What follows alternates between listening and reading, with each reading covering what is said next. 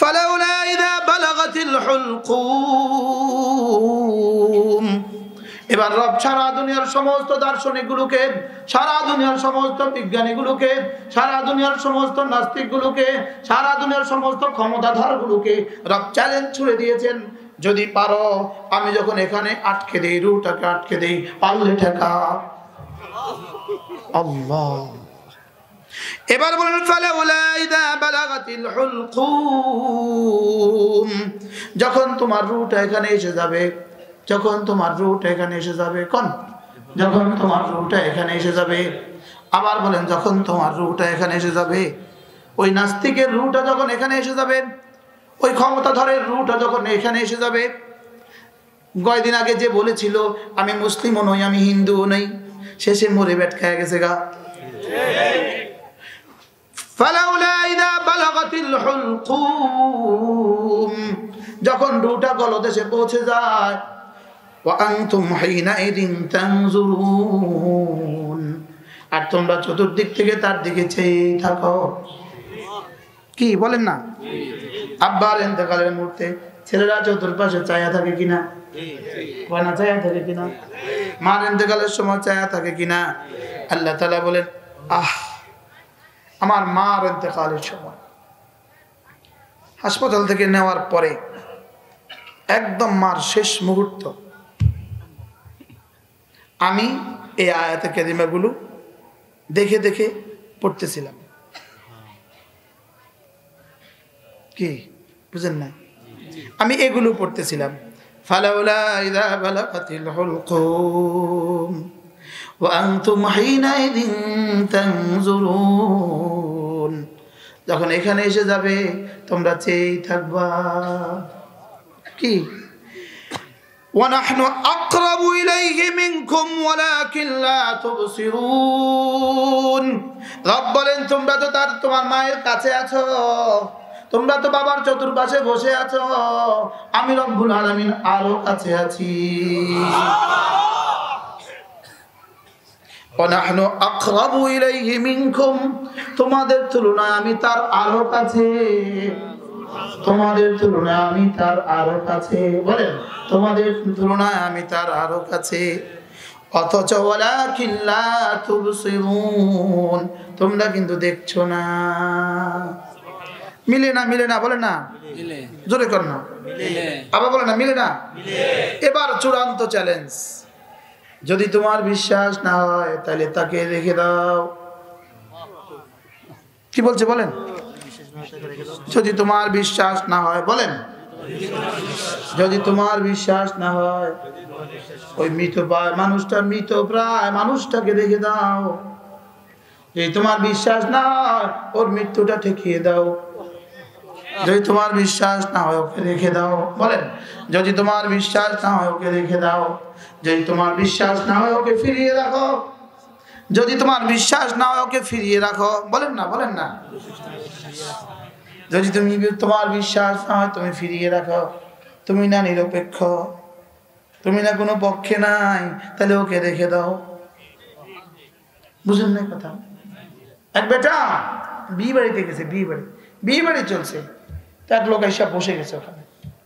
তো বর পক্ষ মনে করছে ইনি কনে পক্ষ, আর কোন পক্ষ মনে করছে উনি বর পক্ষ। ইনি কোনো পক্ষের নয়, বলেন ইনি কোনো কি নয়, বলেন। তো বর পক্ষে সন্দেহ হয়েছে, আপনি কে? আমি কনে পক্ষ। কোন পক্ষে সন্দেহ, আপনি কে? আমি বর পক্ষ। এবার বর পক্ষের দুজন আসলো, কোন পক্ষের দুজন আসলো। বর পক্ষ আপনি ওনাদেরকে চিনেন? না চিনি না। কনে পক্ষ আপনি চিনেন? না চিনি না। আচ্ছা তুমি কোন পক্ষ? সরি আমি নিরপেক্ষ। হোয়াট মিন্স নিরপেক্ষ? নিরপেক্ষ অর্থ কি বলেন? আমি নিরপেক্ষ মানে আমি মুসলিম নই। বলেন না, বলেন আমি নিরপেক্ষ মানে আমি মুমিন নই। আমি নিরপেক্ষ মানে কি বুঝেন না? আমি মুমিন নই, আমি মুমিন নই, আমি মুমিন নই। বলে না সে নিরপেক্ষ মানে কি? সে মুমিন না। আর তুমি যদি মুমিন না হও, পারলে রবের এই চ্যালেঞ্জ গুলো ঠেকাও। কি এবার আজকে নিরপেক্ষ বুঝছেন তো? নিরপেক্ষ অর্থ কি?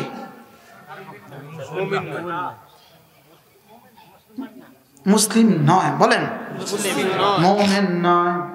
মুমিন নিরপেক্ষ বলবে কেন? ও বলবে আমি বরপক্ষ, ও বলবে আমি কনে পক্ষ। কি আপনি কনে পক্ষ? তো কনে পক্ষ, আরে sorry sorry sorry sorry sorry sorry এটা আমার ভাতিজা। কি এবার বরপক্ষ বর উঠে বলে ইন্নালিল্লাহ ইন্নালিল্লাহ, এটা তো আমার বন্ধু। আপনারা শুধু বেয়াদবি করছেন কেন? আর বুঝেন নাই কথা মনে হয়। কি বুঝলেন?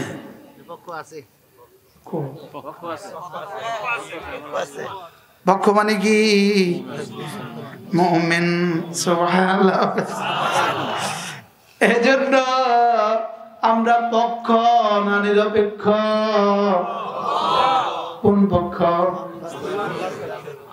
লা ইলাহা ইল্লাল্লাহ, লা ইলাহা ইল্লাল্লাহ, লা ইলাহা ইল্লাল্লাহ, লা ইলাহা ইল্লাল্লাহ, লা ইলাহা ইল্লাল্লাহ, মুহাম্মাদুর রাসূলুল্লাহ। আল্লাহ তাআলা বলেন ওয়া আনতুম হিনাইযিন তানজুরুন, তোমরা শুধু চেয়েই থাকবে। ওয়া নাহনু আকরাবু ইলাইহি মিনকুম ওয়ালাকিন লা তুবসিরুন।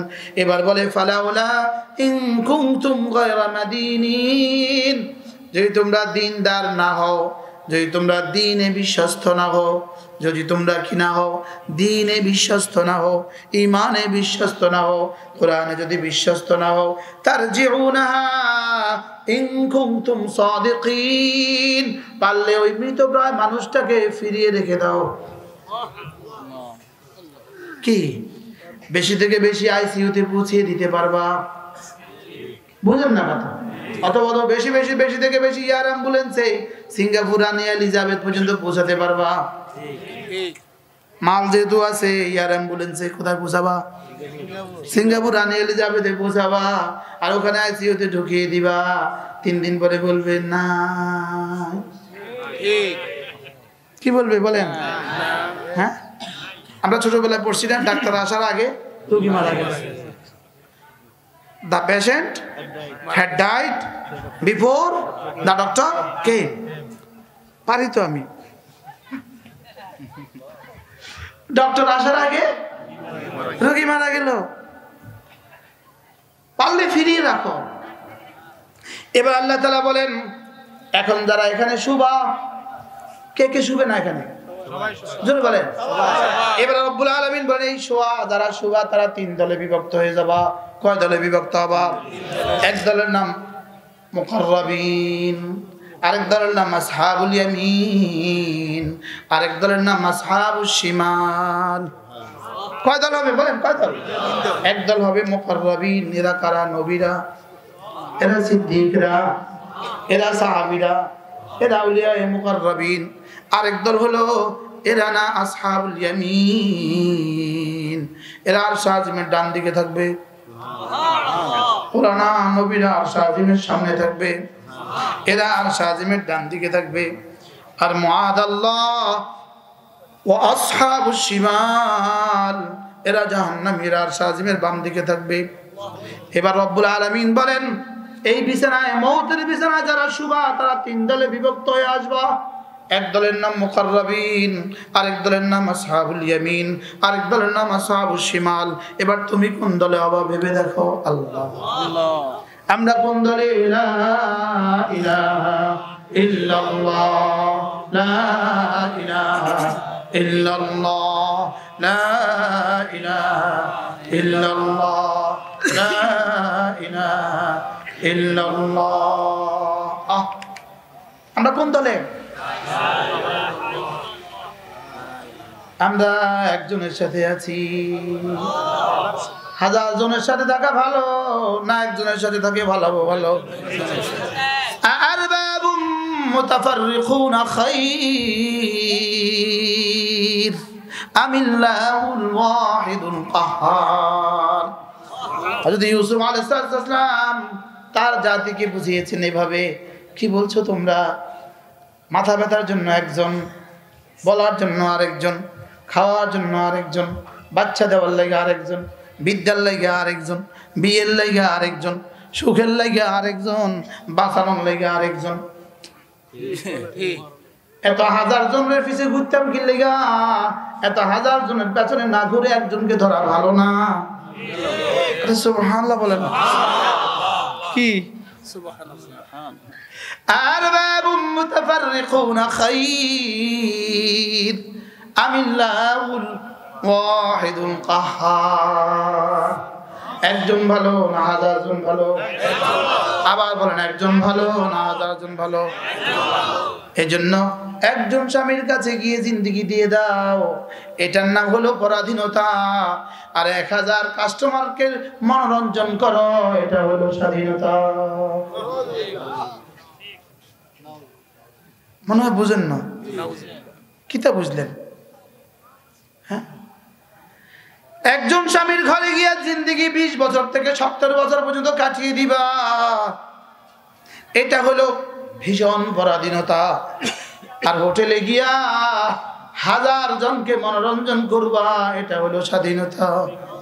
নাউজুবিল্লাহ। আকলে কি কয়? বিবেকে কি বলে? বিবেকে কি বলে?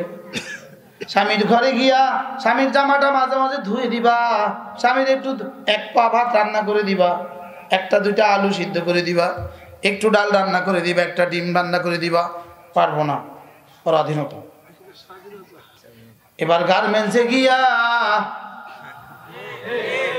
সকাল থেকে সন্ধ্যা, সন্ধ্যা থেকে সকাল খাটুনি, এটা হলো স্বাধীনতা।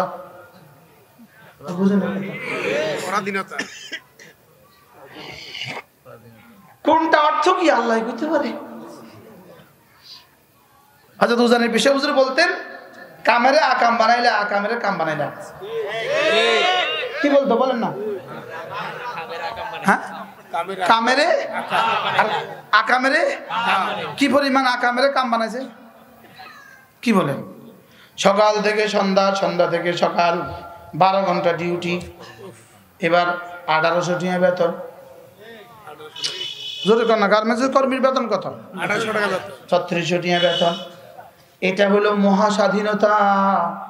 আর স্বামী 1 লাখ টাকা বেতনে চাকরি করবে, তোমার জন্য সব উৎসর্গ করে দিবে, এটা হলো পরাধীনতা। পাগলে কিনা বলে, ছাগলে কিনা খায়। কি আল্লাহ আল্লাহ। ফালাউলা ইন কুনতুম গায়রা মাদিনিন তারজিউনাহা ইন কুনতুম সাদিকিন। এবার কয় দলে বিভক্ত হবে বলেন? কয় দল? 1 নাম্বার হলো মুকাররাবিন। কি? আমি বললাম রব্বুল আলামিন যদি মুকাররাবিন হয়ে যায় আপনি আমাকে কি দিবেন? রব বলেন ফারাউহু ওয়া রায়হান ওয়া জান্নাতু নাঈম। তখন দেখবা জান্নাতের সুগন্ধি কাকে বলে, তখন দেখবা জান্নাতের ফুল কাকে বলে, তখন দেখবা কিভাবে ফুলের বৃষ্টি হয়। তোমার মৌতের বিছানায় ফুলের বৃষ্টি কিভাবে হয়? আর এর বিপরীতে হয়, ফুলের বৃষ্টি হবে ঠিক 3 দিন পরে পচে ফুল থেকে দুর্গন্ধ বাইর হয়। ফুলের বৃষ্টি হবে ঠিক, তবে মাটির উপরে, তোমার উপরে নয়। বুঝেন না কথা? ফুলের বৃষ্টি হয় তবে কোথায়? আবার বলেন কোথায়? আর যদি তুমি মুকাররাবিন হও, ফুলের বৃষ্টি হবে তোমার রূহে। সুবহানাল্লাহ বলে না? উফ আল্লাহ। ফারাউহু ওয়া রায়হানু ওয়া জান্নাতু নাঈম। রব যেন বলেন যদি তুমি মুকাররাবিন হও, মেশক আম্বরের বৃষ্টি হবে, ফুলের বৃষ্টি হবে, রায়হানের বৃষ্টি হবে, আর জান্নাতি ওয়া জান্নাতু নাঈম, নিয়ামতে নিয়ামতে ভরা এক মহা উদ্যান পেয়ে যাবা। আল্লাহ। আমি বললাম রব্বুল আলামিন দ্বিতীয় শ্রেণী যদি কোনোভাবে যদি দ্বিতীয় শ্রেণীর মধ্যেও নাম ঢুকাতে পারি, ওয়া আম্মা ইন কানা মিন আসহাবিল ইয়ামিন, যদি আমি ডান দিকে ওয়ালা হই, সুবহানাল্লাহ। বলেন যদি আমি আরশ আজিমের ডান দিকে ওয়ালা হই তাহলে আপনি কি করবেন? রব্বুল আলামিন বলেন যাও যদি তুমি ডানওয়ালা হও, যদি তুমি ডানওয়ালা, জোরে বলেন ডানওয়ালা, ডানওয়ালা, ডানওয়ালা, ডানওয়ালা, ডানওয়ালা, একওয়ালা, ডানওয়ালা, নামাজওয়ালা, ডানওয়ালা, নামাজওয়ালা, ডানওয়ালা, রোজাওয়ালা, ডানওয়ালা, হজওয়ালা, ডানওয়ালা, পর্দাওয়ালা, ডানওয়ালা। সুবহানাল্লাহ। আমি বললাম রব্বুল আলামিন যদি কেউ ডানওয়ালা হয়, আল্লাহুম্মা জাআলনা মিনহুম, আল্লাহুম্মা জাআল, আমিন বলেন আমিন। আল্লাহ এই মুহূর্তে আমরা যারা আছি তাদেরকে সকলকে আসহাবুল মাইমানা বানিয়ে দেন, আমিন। আমি বললাম রব্বুল আলামিন তখন কি হবে? রব বলেন কথা দিলাম তুমি যখন মৃত্যুর বিছানায় শুবা ডানওয়ালা হয়ে, আমি বলবো সালাম, ফাসালামুন লাকা মিন আসহাবিল ইয়ামিন, তখন শুধুই আমার পক্ষ থেকে আসবে সালাম, আমার পক্ষ থেকে আসবে কি? সালাম, সালামুন কাওলাম মির রাব্বির রহিম। রব বলবেন সালাম, রব যাকে সালাম বলবেন জিবরিল কি বলবে? জিবরিল বলবে আরো জোরে সালাম। এবার ফেরেশতারা কি বলবে? সালাম। আচ্ছা প্রধানমন্ত্রীর দপ্তরে আপনি পৌঁছে গেলেন, যদি প্রধানমন্ত্রী ভিতর থেকে আপনাকে সালাম পাঠিয়ে দেয়, এবার সেন্ট্রিরা কি করে? কথা কোন ওদের হুঁশ আছে? এদের হুঁশ আছে? এবার এরা কি পাগল হয়ে গেছে? মেহমান রিসিভ করতে কি হয়ে গেছে বলেন? আরে পাগল হয়ে গেছে। বলে কি বলে কি? আপনি কে? আপনি কি করবেন না কি করবেন? Sir excuse me sir, sir excuse me sir, sir মাফ করবেন স্যার, বুঝিনি স্যার, বলবে কি? বলবে না স্যার মাফ করবেন স্যার, কোনো তো কিছু তো করেই নাই, তারপর ওকে স্যার মাফ করবেন কি লিগা? যদি যায় ভিতরে কয়ে দেয় কি ফেরেশতারা কি করবে? মুসা চিনি ফেরেশতা গো। রব বলেন সালাম, এবার সারি সারি ফেরেশতারা কি কয়? মাফ করেন, সামনে দিয়ে কিছু কইেন না। আল্লাহ সালামুন লাকা মিন ফাসালামুন লাকা মিন আসহাবিল ইয়ামিন।